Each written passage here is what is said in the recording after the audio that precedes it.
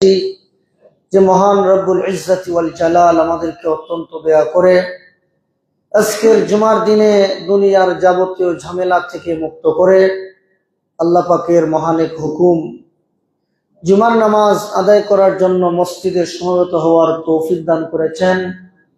এজন্য আমরা সকলে দিল থেকে কালিমাতুশ শুকর আদায় করি আলহামদুলিল্লাহ।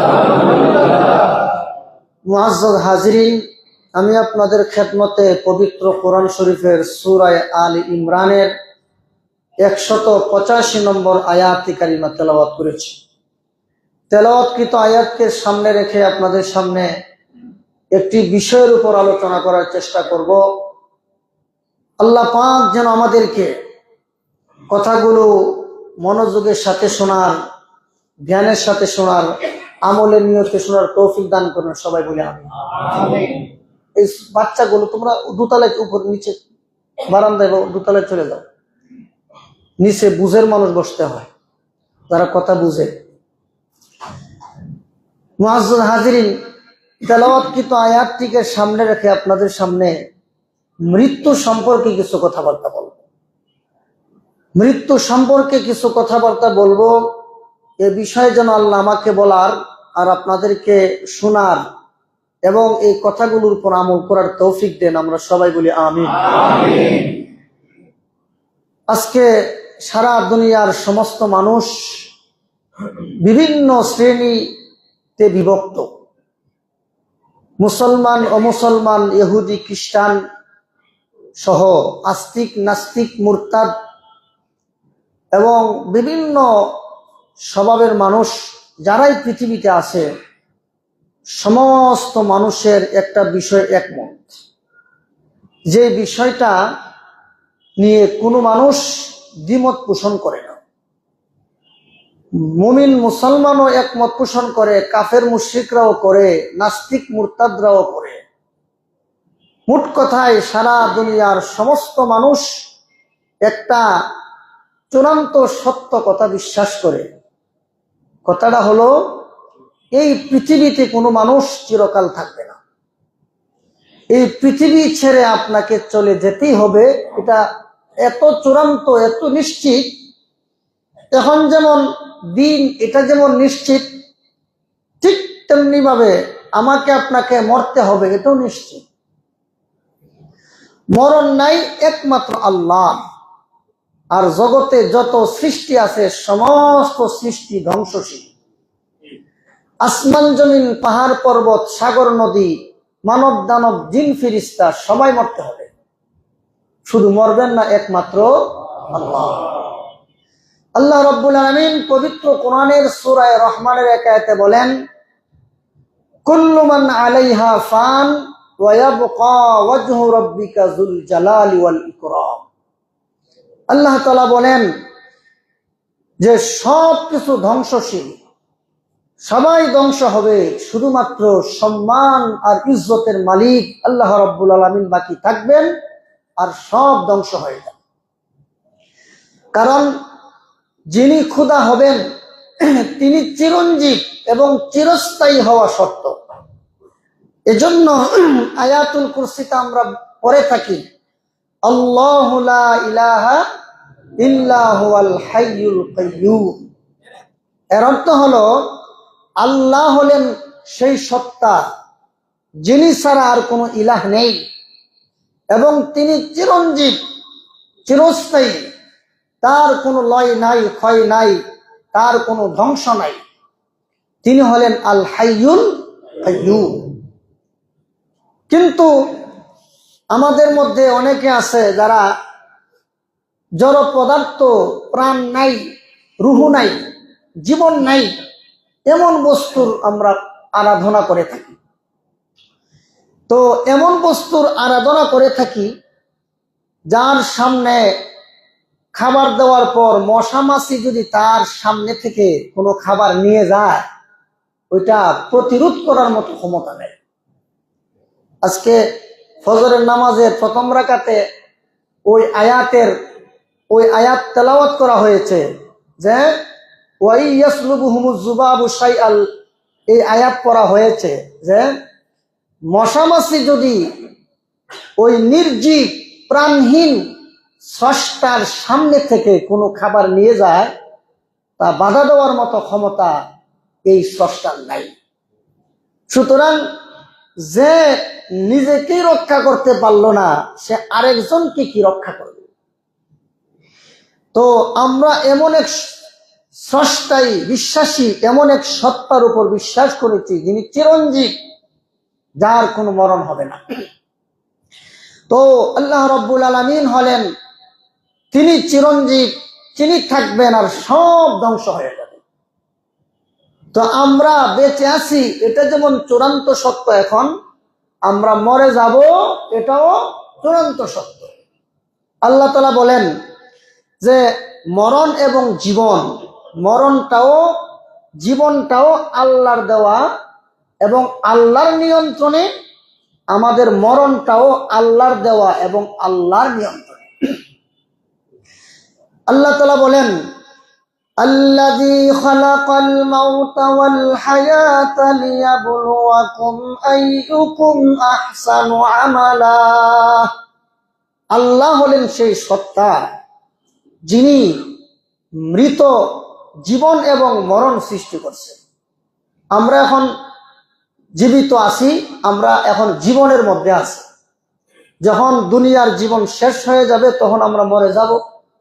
তো আমাদের জীবন এবং মরণ, এর মাঝখানে যে জিন্দেগি, এই জিন্দেগিটা কেন জীব জানোয়ারের মতন খাইয়া ঘুমাইয়া আর বাচ্চা জন্ম দিয়া দুনিয়ার জীবন শেষ করে দেওয়ার জন্য আল্লাহ আমাদেরকে মরণ আর জীবন দেন নাই। আল্লাহ পাক দুনিয়াতে মানুষ বানাইছেন কেন? আয়াতের মধ্যে আছে আল্লাযী খালাকাল মাউতা ওয়াল হায়াতা লিয়াবলুয়াকুম আইয়ুকুম আহসানু আমালা। তিনি তোমাদেরকে পরীক্ষা করবেন কে কত সুন্দর আমল করে। আরেক আয়াতে আছে ওয়ামা খালাকতুল জিন্না ওয়াল ইনসা ইল্লা লিয়াবুদুন। মানব দানবকে সৃষ্টি করেছি শুধুমাত্র আমি আল্লাহর গোলামি করার জন্য। তাহলে আল্লাহ যে আমাদেরকে দুনিয়াতে পাঠাইলেন, আমাদেরকে জীবন দিলেন, জীবনের শেষে আমাদের মরণ আছে। জীবন মরণের মাঝখানে কেউ 20 বছর, কেউ 30, কেউ 40, 50, 60, 70, 80, 90, 100, যে যত বছর হায়াত পায়। এই হায়াতটা কেন? আল্লাহ বলেন যেমন ভাবে একজন মানুষ, একজন পরীক্ষার্থী পরীক্ষার হলে 3 ঘন্টা সময় পায় অথবা 3.5 ঘন্টা সময় পায়, এই 3 ঘন্টা এবং 3.5 ঘন্টা সময় এখানে উদাসীন হয়ে থাকার জন্য নির্ধারণ করা হয় নাই, গাফেল হওয়ার জন্য এই সময়টা নির্ধারণ করা হয় নাই। তোমার ভবিষ্যৎ কর্ম পদ্ধতি কেমন হবে, তোমার ভবিষ্যৎ উজ্জ্বল হবে নাকি অন্ধকার হবে, তা নির্ধারণ করবা তুমি এই 3 ঘন্টা বা 3.5 ঘন্টার পরীক্ষায়। যেমন ভাবে একজন শিক্ষার্থীর জন্য 3-3.5 ঘন্টা পরীক্ষার সময়, খেলাধুলার সময় না, তামাশার সময় না, ঘুমানোর সময় না, খাওয়া দাওয়ার সময় না, ঠিক তেমনি ভাবে একজন মুমিন মুসলমানের 50, 60, 70, 80, 90 বছরের জীবনটা ঘুমানোর জন্য না, খাওয়ার জন্য না, তামাশার জন্য না, দুনিয়ার আমোদ প্রমোদ করার জন্য না। তাহলে কিসের জন্য? আল্লাহ বলেন লিয়াবলুয়াকুম আইয়ুকুম আহসানু আমালা। আল্লাহ পরীক্ষা করবেন কে কত সুন্দর আমল করে। কে কত? আরো জোরে। আপনারা কোথায় গেছেন গা? তাহলে কথা বলেন না কেন? বক্তা যখন কথা বললে শ্রোতা তার সাথে হা না বললে তার বলার স্পিড বাড়ে, কথা বলার আগ্রহ বাড়ে। আর যখন দেখা যায় যে সামনে পয়সা আপনারা জিমান, তাইলে কথা বলার আগ্রহ থাকবে না। আপনারাও আমার থেকে যে কথাগুলো, জবান থেকে যে কথাগুলো বের হওয়া দরকার ছিল, এগুলোতে বঞ্চিত হবেন। এই জন্য খুব খেয়াল করে কথাগুলো শুনবেন, কারণ আমরা এলমে দ্বীন শিক্ষা করার কোনো পরিবেশ পাই না, সময় পাই না। শুক্রবারের যে বয়ানটা, এটা আপনাদের জীবনের মোড় ঘুরে দেওয়ার জন্য, এখান থেকে অনেক কিছু নিয়ে যাওয়ার জন্য, এটা আপনাদের জন্য একটা ক্লাস হিসেবে ধরে রাখতে হবে। মুআজ্জিন হাজিরিন, আল্লাহ বান্দার কাছ থেকে বেশি আমল চায় না, সুন্দর আমল চায়। আমল তো বেশি, কিন্তু তার এই আমলের মধ্যে ভেজাল। আমি প্রায় সময় বাজারে গেলে দেশি মাছ, ছোট মাছ খুঁজি, কারণ এটি খাইতে খুব ভালো লাগে। মাছ তো অভাব নাই, বড় বড় ছোট ছোট আছে, সব ফরমালিন দেওয়া, চাষের। তাহলে আমরা কি মনে করেন ফরমালিন যুক্ত আর চাষের মাছ খাইতে মজা? আপনি 100 গ্রাম দেশি গুঁড়া মাছ খান না, এটার মধ্যে অনেক কিছু আছে, জোরে কোন ঠিক কিনা? তাইলে পরিমাণ বেশি না, জিনিস কোয়ালিটি সম্পন্ন হতে হবে, জোরে কোন ঠিক কিনা? মুআজ্জিন হাজিরিন, আপনি সারাদিনে 4-5টা খেজুর খান, দেখবেন আপনার ক্লান্তি থাকবে না। 2 গ্লাস পানি খান, 4-5টা খেজুর খান, দেখবেন কোনো ক্লান্তি থাকবে না, আপনার শরীরের শক্তিও কমবে না। আর 1 গ্লাস দুধ খায়েন, এগুলো হলো কোয়ালিটি সম্পন্ন খাবার। তা না করে সারাদিন চানাচুর খায়, চিপস খায়, ফুচকা খায়, এগুলো কি খাদ্য না অখাদ্য? এক গামলা খাইলেও কোনো কাজ হবে না। কারণ আল্লাহ রাব্বুল আলামিন তিনি পরিমাণ চান না, কোয়ালিটি চান। আল্লাহ পাক বান্দার ওই আমলে সন্তুষ্ট। 5 ওয়াক্ত নামাজ পড়েন, নফল নামাজের দরকার নাই, কিন্তু গুনাহ করেন না, মানুষকে কষ্ট দিয়েন না, মানুষকে ঠগায়েন না, আল্লাহর মখলুকদেরকে কষ্ট দিয়েন না। আপনি 5 ওয়াক্ত, শুধু 5 ওয়াক্ত নামাজ পড়ছেন না, এর দ্বারাই আপনাকে জান্নাত পর্যন্ত পৌঁছায়। তাহলে আল্লাহ আমাদেরকে জীবন আর মরণ দিচ্ছেন কেন? আমরা কে কতটুকু কোয়ালিটি সম্পন্ন এবং উত্তম আমল করতে পারি, সেই জন্য আল্লাহ আমাদেরকে দুনিয়াতে বানাইছেন। তাহলে এই মৃত্যু এবং জীবন, এই দুইটার মাঝখানের যে সময়টা, এটা কার দেওয়া? না দেশের কোন দলের নেতার দেওয়া? আজকে 2-4 দিন ধরে দেখতেছি, অন কইলে তো কবে রাজনীতি করি। আমি আজ পর্যন্ত আপনারা বলতে পারবেন আমি কোন দলের পক্ষে কথা বলছি? আগে যারা ছিল তারা যদি অন্যায় করতো তাও বলতাম, এখন যারা আছে এরা যদি কোনো অন্যায় করে এটাও বলি। তো এই কয়েকদিন ধরে শুধু মারামারি। কেন রে ভাই, কেন আরেকজনকে মারবা বলো? আমাকে মারা তো দূরের কথা, রাসূল বলছেন মান হামালা আলাইনা সিলাহা ফালাইসা মিন্না, তলোয়ার দিয়ে আঘাত তো পরে। রাসূল বলেন যে আমার উম্মতের উপর অস্ত্র উঠাইলো মাত্র, আঘাত করে নাই, সে আমার উম্মতের দলভুক্ত নয়। এই কথাটা যদি বুঝতেন আর যদি চিন্তা করতেন, সর্বনাশ, আমার নবী যে আমারে স্বীকৃতি দেয় না, বাংলাদেশ সরকার যদি আপনাকে স্বীকৃতি না দেয়, থাকতে পারবেন দেশে? আপনার বাবা যদি আপনাকে স্বীকৃতি না দেয়, না হ্যাঁ তো আমার সন্তান না, বাবার সম্পদ পাইবেন? যেমন ভাবে দেশের সরকার স্বীকৃতি না দিলে দেশে থাকা যায় না, যেমন ভাবে বাবা সন্তানকে স্বীকৃতি না দিলে বাবার সম্পত্তির উত্তরাধিকারী হওয়া যায় না, ঠিক তেমনি ভাবে নবী যদি কোনো উম্মতের ব্যাপারে সিদ্ধান্ত নেন যে তুমি আমার উম্মত না, তাহলে সে নবীর হাতে হাউজে কাউসারের পানি থেকে বঞ্চিত থাকবে, নবীর শাফাআত থেকে বঞ্চিত থাকবে, চির অশান্তির স্থান জাহান্নামে যাইতে হবে। তাহলে যে ব্যক্তিকে নবী বলবেন হ্যাঁ আমার উম্মত না, তার মতো হতভাগা আর কেউ হইতে পারে না। ভাই, এমন কোন কাজ আমরা না করি যেই কাজ করলে আমার নবী আমারে স্বীকৃতি দিবে না। মুআজ্জিন হাজিরিন, তো আমার জীবন, আমার মরণ, আমার 24 ঘন্টার যে সময়, এটা দুনিয়ার কোন নেতায় দেয় নাই, ট্রাম্প আর মোদিয়ে দেয় নাই, দুনিয়ার নাস্তিক মুরতাদরা দেয় নাই, দুনিয়ার বিজ্ঞানীরা দেয় নাই, দিয়েছেন আমার আল্লাহ। সুতরাং আমার জীবন মরণ সবকিছু আমার আল্লাহর জন্য। আল্লাহ বলেন কুল ইন্না সালাতি ওয়া নুসুকি ওয়া মাহইয়ায়া ওয়া মামাতি লিল্লাহি রাব্বিল আলামিন। হে নবী, আপনি বলুন আমার নামাজ, আমার কুরবানি, আমার জীবন, আমার মরণ সবকিছু আমার আল্লাহর জন্য।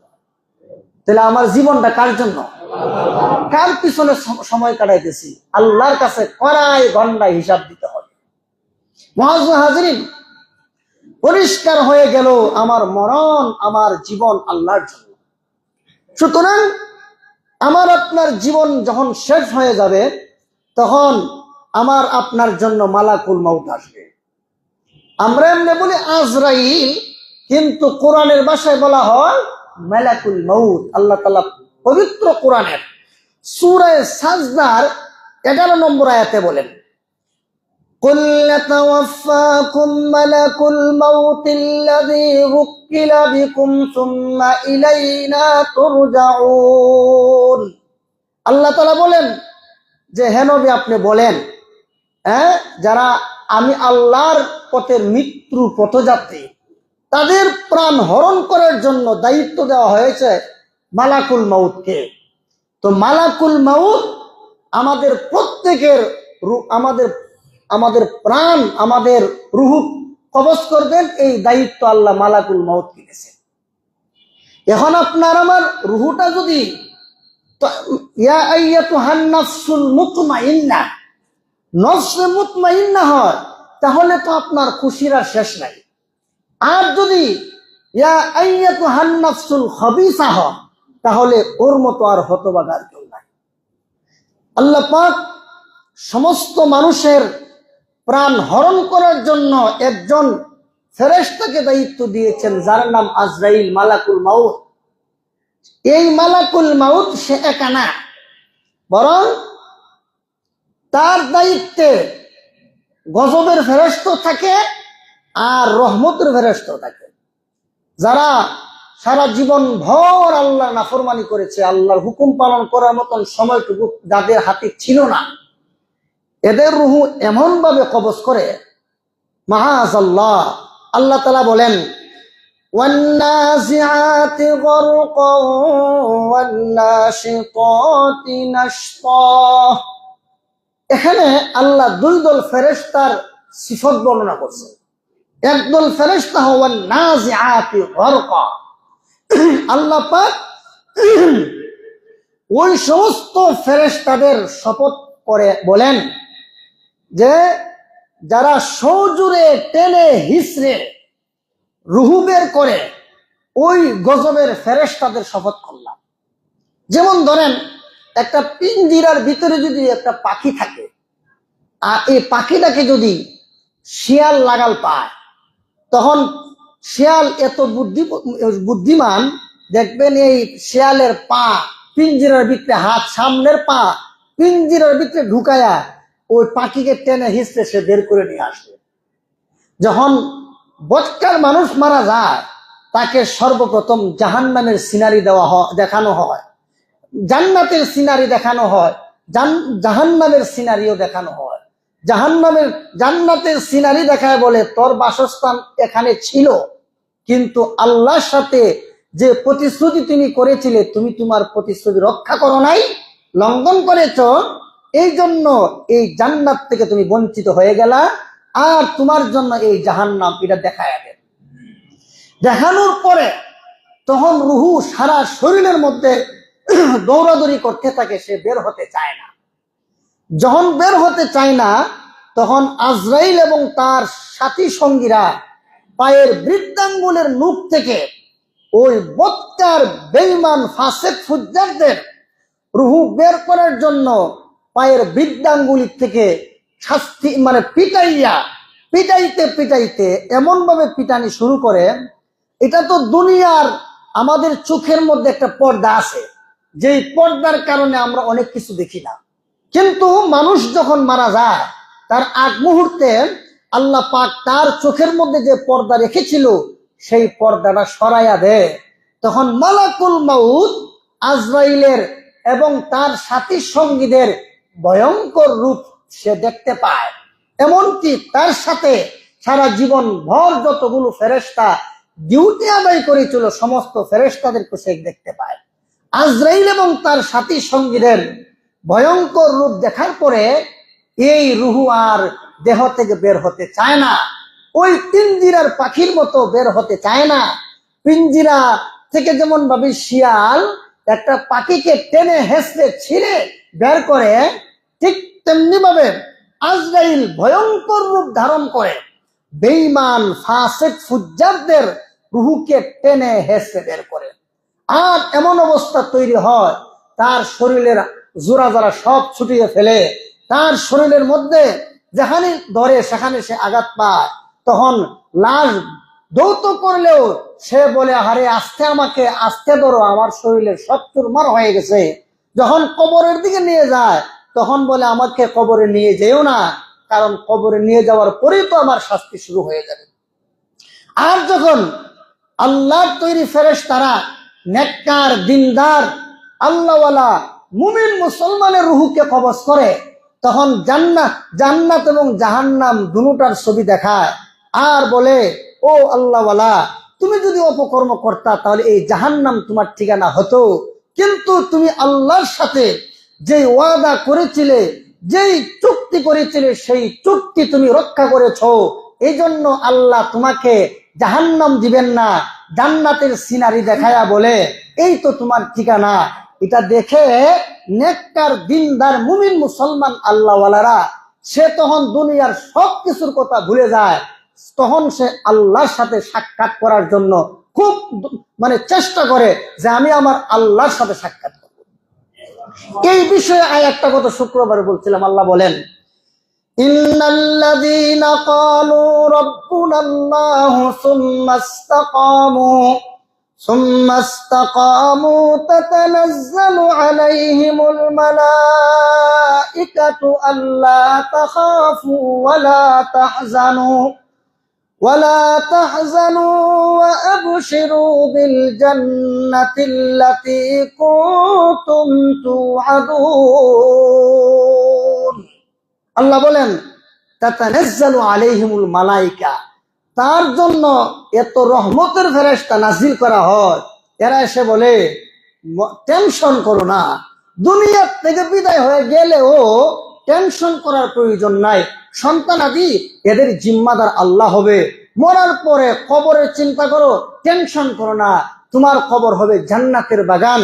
আল কবরু রাউযাতুম মিন রিয়াজিল জান্নাহ আও হুফরাতুম মিন হুফারিন নার। কবর হয়তো জান্নাতের টুকরা হবে আর না হয় জাহান্নামের টুকরা হবে।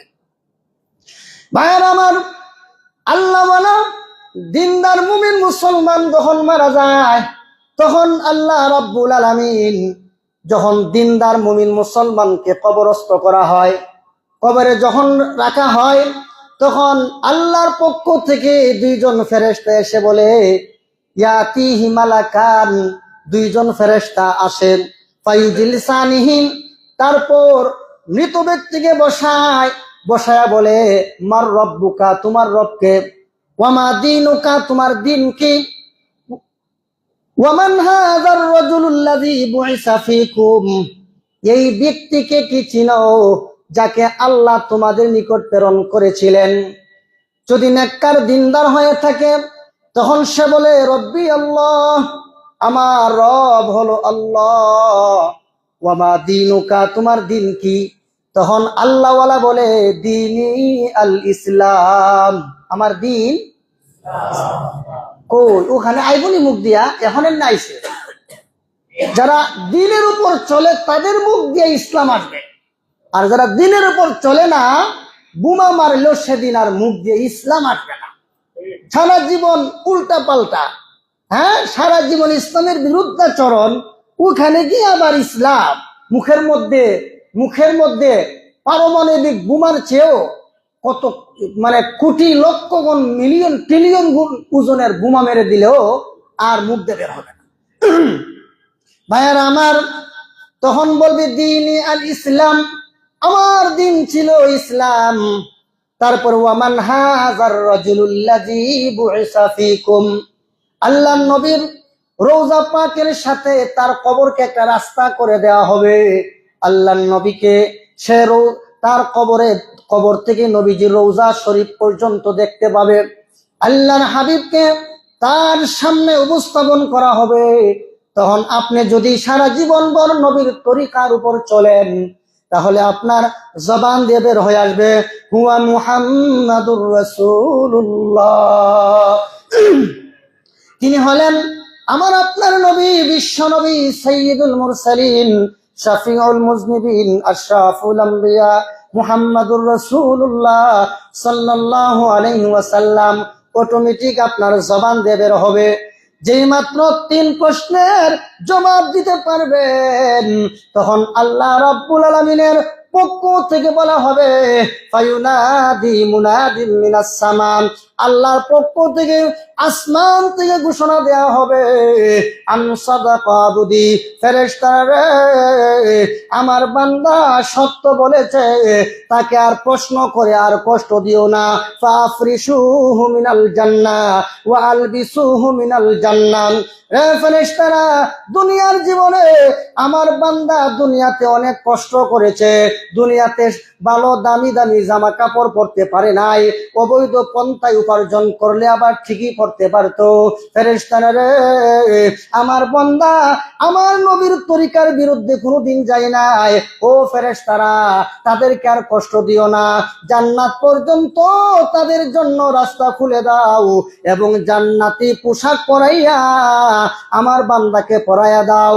পরাইয়া দেওয়ার পরে তখন আল্লাহর পক্ষ থেকে ফেরেশতারা বলবে, ও আল্লাহর বান্দা, আর তোমার টেনশন করতে হবে না। একজন নতুন দম্পতি স্বামী স্ত্রী প্রথম দিন বাসর ঘরে কথা বলতে বলতে যখন তারা আরামের ঘুম ঘুমায় যায়, তখন আল্লাহর পক্ষ থেকে বলা হবে, ও আল্লাহওয়ালা বুজুর্গ, এখন থেকে নিয়ে কিয়ামত পর্যন্ত নতুন স্বামী আর স্ত্রীর মতো ঘুমায়া থাকো, তোমার আর টেনশন নাই। আর যদি এমন দেখা যায় যে সুদকুর, ঘুষখুর, মদকুর, গাঞ্জাখুর, জিনাখুর, ইয়াবাখুর, বাবাখুর, লুটতরাজকারী, সন্ত্রাস, কাদাবাজ যারা আছো, যারা অন্যের টাকা নিজের পকেটে ঢুকাও, সাবধান হয়ে যাও, মরণের পরে তোমার কবর জান্নাতের বাগান হবে না, জাহান্নামের টুকরা হবে। ভাইয়ের আমার, এই জন্য 2 শ্রেণীর ফেরেশতা, একটা হলো আল্লাহর রহমতের ফেরেশতা, একটা হলো জাহান্নামের মানে ভয়ঙ্কর রূপ ধারণকারী মালাকুল মাউতের তর্জন গর্জন শুনতে পাবো যদি আমরা আল্লাহ নাফরমানি করি। ভাইয়ের আমার, আল্লাহ রাব্বুল আলামিন যেদিন হযরত মালাকুল মাউত আজরাইলকে ডেকে বললেন, রে আজরাইল, আমি আল্লাহ রাব্বুল আলামিন তোমাকে একটি দায়িত্ব অর্পণ করতে চাই, এই দায়িত্বটা তুমি খুব ভালোভাবে পালন করবো। আজরাইল ফেরেশতা বলেন, প্রভু গো, আল্লাহ কি দায়িত্ব একটু বুঝায় দাও। তখন আল্লাহ বলেন, মালাকুল মাউত আজরাইল, তোমাকে আমি সমস্ত মানুষের প্রাণ হরণ করার দায়িত্ব দিলাম। তখন আজরাইল আলাইহিস সালাম বলেন, আয় আল্লাহ তাআলা, আমাকে এমন একটি দায়িত্ব দিয়েছো, দুনিয়ার সমস্ত মানুষ আমাকে গালাগালি করবে, আজরাইল্লার ঘরের আজরাইল্লাহ আমার বাবাকে নিয়ে গেল, আমার সন্তানকে নিয়ে গেল, আল্লাহ আমাকে মানুষ অনেক গালাগালি করবে। তখন আল্লাহ রাব্বুল আলামিন বলেন, রে আজরাইল, তুমি মনে রাখো, আমি আল্লাহ রাব্বুল আলামিন এমন একটি সিস্টেম করে দেব, যখন কোন মানুষ মারা যাবে, মারা যাওয়ার আগে মানুষকে এমন একটি রূপ অথবা এমন একটি অবস্থার সম্মুখীন করব, তখন মানুষ বলবে জ্বরে মারা গেছে, ডায়াবেটিসে মারা গেছে, ক্যান্সারে মারা গেছে, রোড অ্যাক্সিডেন্ট করে মারা গেছে। তখন আর কেউ বলবে না যে আজরাইল মালাকুল মউত প্রাণ হরণ করেছেন।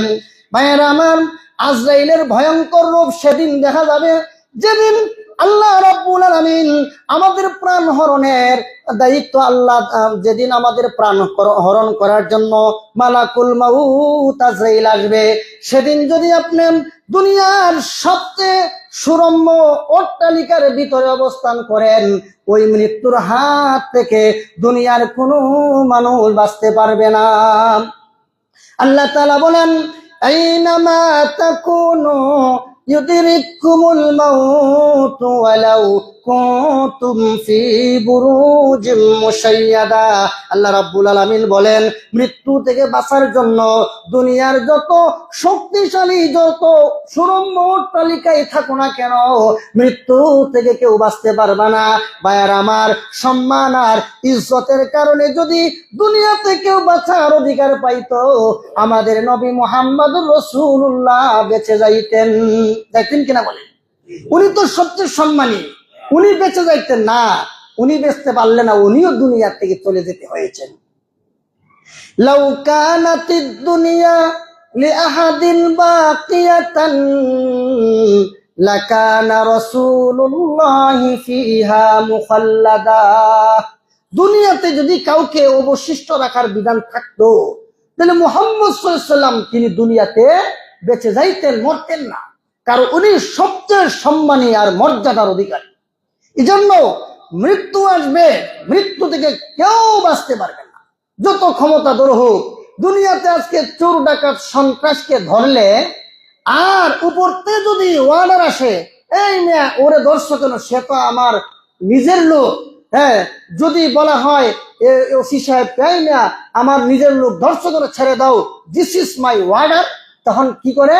তখন ওসি সাহেব চিন্তা করে, সর্বনাশ, এত বড় সুদকুর, ঘুষখোর, মদখোর, গাঞ্জাখোর, জিনাখোর, দর্শনকারী, সন্ত্রাসী, এর জ্বালায় কেউ থাকতে পারে না, এত বড় অপরাধীরে ধরলাম, এখন দিকে ছেড়ে দেওয়ার জন্য ওসি সাহেব এবং আইন শৃঙ্খলা বাহিনীরও অনেক সময় এই অপরাধ দমন করার নিয়ত থাকে, কিন্তু উপর থেকে যখন ওয়ার্ডার আসে, যখন থেকে চাকরি খাইয়া বলাইব, তখন দেখা যায় এরাও অপরাধীকে ছেড়ে দেয় চাকরি খাওয়ার বয়ে। জোরে কোন ঠিক কিনা? কিন্তু আজরাইল যেদিন আসবে সেদিন আর কোন ডিসিস মিছিল আর চলবে না। তখন যত বড় হোক না কেন, তখন দুনিয়ার কোন শক্তি, দুনিয়ার কোন তদবির, দুনিয়ার কোন চিকিৎসা, দুনিয়ার কোন ক্ষমতা আপনাকে আমাকে বাঁচাইতে পারবে না। জোরে কোন ঠিক কিনা? এজন্য যে কদিন দুনিয়াতে আছেন, এই কথাগুলো শোনার পরে যার বিবেক আছে সে বলবে যে সর্বনাশ, মরতে তো হবে, এই মরণ থেকে কেউ বা পলায়ন করতে পারবে না, অতএব আমি মরণের জন্য প্রস্তুতি গ্রহণ করি। তাযাওয়াদ মিনাদ দুনিয়া ফাইন্নাকা লা তাদরি ইযা জান্না লাইলুন হাল তাঈশু ইলাল ফাজরি।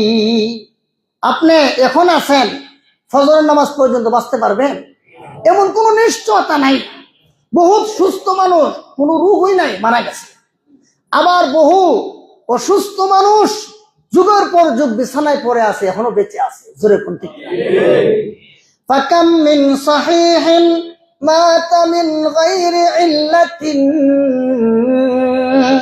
ওয়া কাম মিন সাকিমিন আশা হিনাম মিনাদ দাহরি। বহু সুস্থ মানুষ কোন কারণ ছাড়াই মারা গেছে, আবার অনেক অসুস্থ মানুষ যুগের পর যুগ এখনো বেঁচে আছে।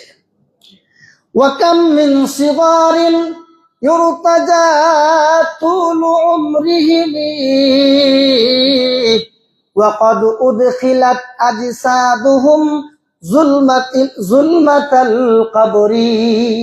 বহু যুবক কত স্বপ্ন দেখে, এই হবে সেই হবে, প্রবাসে পাড়ি জমাবে, ইংল্যান্ডে যাবে, আমেরিকায় যাবে, ফ্রান্স, কানাডা, সুইডেন যাবে, মনে করে অনেক বড় আশা, কিন্তু বহু যুবক ঘর থেকে বের হয় আর ঘরে ফিরে আসে না। তারপর বহু নব দম্পতি অনেক দেখা যায় নতুন বিবাহ হবে, তাদের বিবাহ অনুষ্ঠান চলছে, কিন্তু এরা জানে না দোকানে এদের জন্য কাপড়ের কাপড় জমা হয়ে গেছে। এই জন্য যতদিন দুনিয়াতে আসেন দুনিয়ার জীবনটাকে খুব গনিমত মনে করেন। মনে করেন যে আপনি তো খুব আরামায়েশ আছেন, থাকলে কি হবে? আলা ইয়া সাকিনাল কসরিল মুআল্লা সাতুদফানু আন কারিবিন ফিত তুরাবি। ও বিশাল বিশাল অট্টালিকায় অবস্থানকারী দুনিয়ার পয়সাওয়ালা বড় লোকেরা, রাজা বাদশারা, ভিআইপি পার্সন ব্যক্তিরা, তোমাদের সামনে গাড়ি থাকে, পিছনে গাড়ি থাকে, তোমাদেরকে অ্যাটাক করার মতো ক্ষমতা এই দুনিয়ার কাহারও নাই। খুব আরামায়েশে থাকো, জেনে রেখো অচিরেই তোমাকে বিশাল অট্টালিকা থেকে মাটির নিচে তোমাকে দাফন করা হবে। আলা ইয়া সাকিনাল কসরিল মুআল্লা সাতুদফানু আন কারিবিন ফিত তুরাবি। অচিরেই তোমাকে কবরস্থ করা হবে।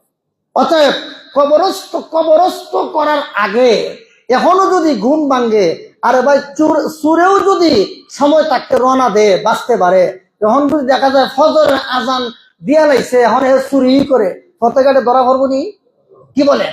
এই জন্য সময় থাকতে চোরও পথ পায়, আর যদি চুরে পথ পায় আপনারা মুমিন মুসলমান আপনারা পথ পাইতেন না। এখন থেকে তওবা করেন, তওবা করে দুনিয়ার জীবনের সমস্ত অপকর্ম ছেড়ে দেন। ভাইয়ের আমার, এই মৃত্যুর যন্ত্রণা থেকে কেউ রেহাই পাবে না। আমাদের নবী উনারও কিন্তু মৃত্যুর যন্ত্রণা হয়েছে। এখন বলতে পারেন যে নবী হইল কেন? এটা হইল খাইবরের যুদ্ধের সময় একজন ইহুদি আল্লাহর নবীকে গোশতের সাথে বিষ মিশায়া খাওয়ায় দিয়েছিল। ওই গোশতটা নবীর মুখে দেওয়ার সাথে সাথে ওই গোশতর ভিতর থেকে মানে আওয়াজ আসছে, ওগো নবী আপনি আমাকে বলৎকরণ করবেন না, কারণ এই ইহুদি বেঈমান আমার মধ্যে বিষ মিশাইয়া দিছে, যার কারণে তার উদ্দেশ্য হলো আপনাকে মেরে ফেলার জন্য। রসুল ওই যে গোশত চিবাইতে গিয়া কিছু ঝুল ওনার পেটের ভিতরে গেছিল, এই ঝুলটা যাওয়ার কারণে রসুল বলতেন মাঝে মধ্যে, আরে আমার বুকের মধ্যে প্রচন্ড ব্যথা হয়। ব্যথাটা মূলত ছিল বিষের। ভাইয়ের আমার, আল্লাহ নবী উনারও মৃত্যুর সময় কষ্ট হয়েছে। আল্লাহু আকবার। উনার ইন্তেকালের সময় ওনার সামনে একটি পানির পাত্র রাখা হলো। আল্লাহ নবী ওই পানির পাত্রের মধ্যে হাত রেখে তার চেহারাকে মুছে আর বলে, মৃত্যু অনেক কষ্ট, মৃত্যু অনেক কষ্ট। আল্লাহর নবীরও কষ্ট হয়েছে। ভাইয়েরা আমার, আল্লাহর নবী মৃত্যুর সময় কেন কষ্ট হলো? কারণ হলো আল্লাহর নবী আল্লাহ রাব্বুল আলামিনের কাছে বহুবার আবদার করেছিলেন, প্রভু আমাকে শহীদ হওয়ার মতো ব্যবস্থা করে দাও, আল্লাহ আমি তোমার রাস্তায় শহীদ হয়ে যাব।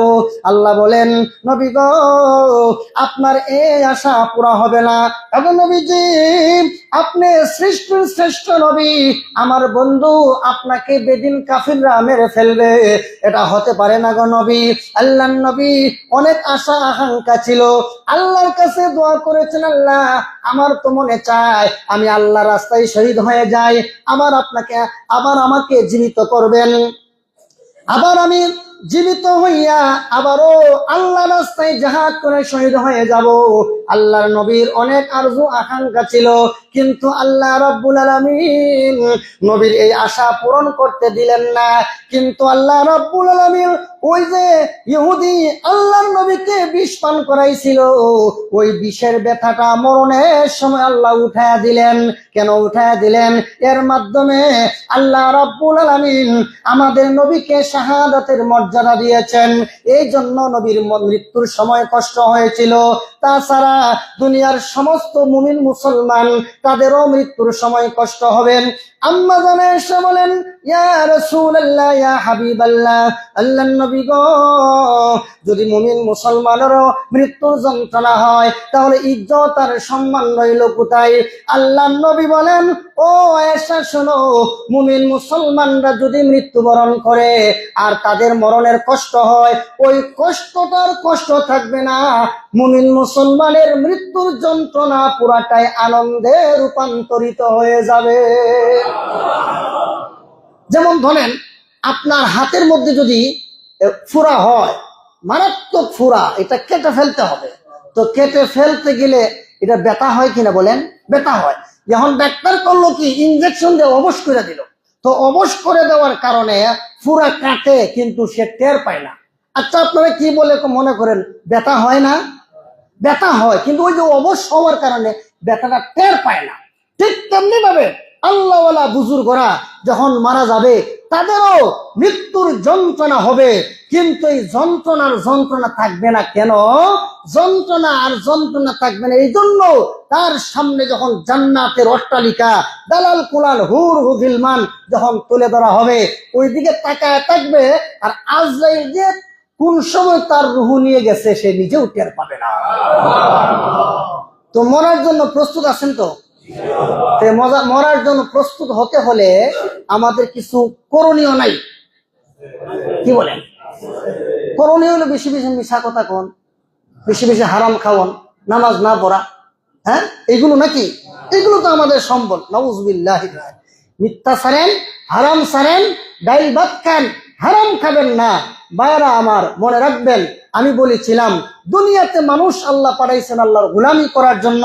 জীব জানোয়ারের মতন খাইয়া ঘুমাইয়া বাচ্চা জন্ম দিয়া দুনিয়ার জীবন শেষ করার জন্য আল্লাহ দুনিয়াতে মানুষ পাঠাইছেন। খাওয়ানোর জন্য আমরা শ্রেষ্ঠ না মহিষ শ্রেষ্ঠ? আমরা কি খাইতে পারি? ওই যে মাঝে মধ্যে বিয়ের অনুষ্ঠানে যাই, অনেক খাবার খাইতে পারি না, দেখলেই জাহাজা পেট ফুলে যায়। আমরা খাইলেই কি খাইতে পারি, আর একটা মহিষ কি পরিমাণ খাইতে পারে। তাহলে খাওয়ার ক্ষেত্রে মানুষের চেয়ে মহিষ শ্রেষ্ঠ, জোরে কোন ঠিক কিনা? আচ্ছা, আমরা ঘুমাইলেও যত আরামের জায়গা হোক, কি পরিমাণ ঘুমাইতে পারি? শীতের দিন যখন রাত বড় হয়ে যায় তখন আর ভালো লাগে না, ফিটমিট বিষ হয়ে যায়, ধরো উঠে যায় লম্বা রাত, কারণ মানুষ বেশি ঘুমাইতে পারে না, উঠে যেতে চায়। তাহলে মানুষ ঘুমের দিকে শ্রেষ্ঠ নাকি গাধা? গাধা যদি ঘুম দেয় হেরা ডাইকেও ডেকাতেন। তাহলে ঘুমের জন্য আমরা আসছি না, ঘুমের জন্য তো আল্লাহ গাধা বানাইলি সব। আর খাওয়ার জন্য মানুষ সৃষ্টির প্রয়োজন ছিল না। মহান রব্বুল ইজ্জতি ওয়াল জালাল তিনি খাওয়ার জন্য মহিষ সৃষ্টি করছেন, এটাই যথেষ্ট। আর মানুষ বাচ্চা জন্ম দিতে পারে একসাথে, বছর গেলে একটা, 7টা দিতে পারেনি। তো কুকুর তো বছরে বছরে 5টা 7টা বাচ্চা জন্ম দেয়। তাহলে বাচ্চা জন্ম দেওয়ার দিক থেকে মানুষ শ্রেষ্ঠ না কুকুর শ্রেষ্ঠ?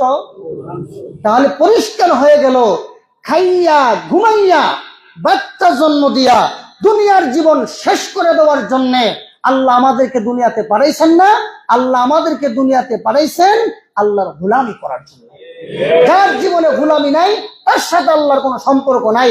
যার জীবনে আল্লাহর গোলামি আছে, আল্লাহ বলে তোর মতো সৌভাগ্যবান আর আমার আপন জন আর দুনিয়াতে কেউ নয়। এখন আমরা কি আল্লাহর গোলামি করুম না এই 3 কাজ করুম? এই 3 কাজ কম করেন, খাওয়া, বাচ্চা জন্ম দেওয়া, আর কি ঘুমানো, এই 3 কাজ ফেরো পারে। এখন হুজুর তাইলে ঘুম আর খাওয়া এগুলোকে বাদ দিয়ে দিব, তাহলে আপনি এক লাগা 2 দিন না ঘুমায় দেখেন নামাজ পড়তে কেমন মজা লাগে। হ্যাঁ, একসাথে 2 দিন না খায় দেখেন। আর 2 দিন কে রমজান মাসে যে ইফতারের টাইমে তখন সবার মিজাজ 100 দেয়, দেখা তো ভালো মনে আমি ইমাম সাহেব আমার সে 3টা জায়গা ইফতারের আগে, কারণ পেটে ক্ষুধা। তাহলে খাই কেন, ঘুমাই কেন? এগুলো বেঁচে থাকার জন্য না, বরং ইবাদতের সুবিধার জন্য। আমি ঠিক মতো ঘুমাবো, ঠিক মতো খাবো, কেন? ইবাদতের সুবিধার জন্য। এজন্য আজ থেকে আমরা এই 2টা প্রতিজ্ঞা করব। একটা হলো আজ থেকে আমরা আর নামাজ মিস করবো না ইনশাআল্লাহ। 2 নম্বর একটা আয়াত আল্লাহ বলেন, وَأَنْفِقُوا مِمَّا رَزَقْنَاكُمْ مِنْ قَبْلِ أَنْ يَأْتِيَ أَحَدَكُمُ الْمَوْتُ فَيَقُولُ, আল্লাহ বলেন খরচ করো, খরচ করো। ওই দিন আসার পূর্বে, যেদিন তোমার মৃত্যু আসবে এর আগে আল্লাহ রাস্তায় খরচ করো। সেদিন আসার আগে فَيَقُولَ رَبِّ لَوْلَا أَخَّرْتَنِي إِلَى أَجَلٍ قَرِيبٍ فَأَصَّدَّقَ وَأَكُن مِّنَ الصَّالِحِينَ। তখন বলবে আল্লাহ একটু সুযোগ দেও না, টাকা পয়সা তো অনেক জমাইছিলাম কিন্তু খরচ করি না তোমার রাস্তায়, এখন একটু সময় দাও, সব আল্লাহ রাস্তায় তোমার রাস্তায় বিলিয়ে দিয়ে আসবো। এরপরে আয়াতে সূরা মুনাফিকুনের সর্বশেষ আয়াত আল্লাহ বলেন, وَلَن يُؤَخِّرَ اللَّهُ نَفْسًا إِذَا جَاءَ أَجَلُهَا وَاللَّهُ خَبِيرٌ بِمَا تَعْمَلُونَ। আল্লাহ বলেন যখন আমার পক্ষ থেকে মৃত্যুর সময় এসে যায় তখন আর কাউকে 1 সেকেন্ড সময় দেওয়া হয় না। এই আয়াতে কি কইলো? যে খরচ করো। আজ থেকে আপনাদের কাছে আমি একটা অনুরোধ জানাই, এলাকায় অনেক লোক তো আপনারা বসবাস করেন, অনেকে আছেন যে ওই তো মনে থাকে না, ভুলে যান। কমসে কম মসজিদে মাসে 100 টাকা বা 200 টাকা দিয়ে হলো শরীক থাকবে, তখন আল্লাহরে বলতে পারবেন যে আল্লাহ তো তোমার ঘরে দিয়ে আসছে। ফাইজা জাআ আজালুহুম লা ইস্তাখিরুনা সাআতা ওয়া লা ইস্তাকদিমুন। যখন মৃত্যু আসবে 1 সেকেন্ড আগেও করা হবে না, পরেও করা হবে না। মরণের সময় আল্লাহ আমার সম্পদ সব নিয়ে যাও, আমাকে বাঁচাইয়া দাও, আল্লাহ বলবেন কাল্লা, কখনো সম্ভব না। তো আমরা ইনশাল্লাহ যে যার যত ইনকাম আছে, মাসে 15,000 20,000 20,000 টাকা ইনকাম, 100 টাকা দিতে পারে না? 15,000 টাকা ইনকাম হলে 100 টাকা দিতে পারে। 100 টাকা বন্ধু বান্ধব নিয়ে বইলে 500 টাকা আসে। আপনাদের কাছে আমি অনুরোধ জানাবো, এলাকাবাসী যারা আছেন, কমসে কম মসজিদের আমরা মাসে 100-200 টাকা শরীর থাকি। আর জুমার দিন আমরা কেউ খালি হাতে যাব না। ওই যে আল্লাহ বলছেন যে মরণের সময় প্রত্যেকটা মৃত্যুর পথযাত্রী ব্যক্তি বলবে, আল্লাহ সম্পদ যা দিছিল সবই তোমার রাস্তায় দেয়া দেবো, একটু সময় দাও। আল্লাহ বলেন কাল্লা, কখনো নয়। তো আমরা ইনশাল্লাহ যে যত ইনকাম করি এখান থেকে আমরা আল্লাহ রাস্তায় কিছু শরীক থাকবো। আল্লাহ পাক আমাদেরকে মরণ পর্যন্ত আল্লাহর গোলামি করার তৌফিক দান করেন, আল্লাহর রাহে খরচ করার তৌফিক দান করেন। আমিন। সুবহানা রাব্বিকা রাব্বিল ইজ্জাতি আম্মা ইয়াসিফুন ওয়া সালামুন আলাল মুরসালিন ওয়ালহামদুলিল্লাহি রাব্বিল আলামিন।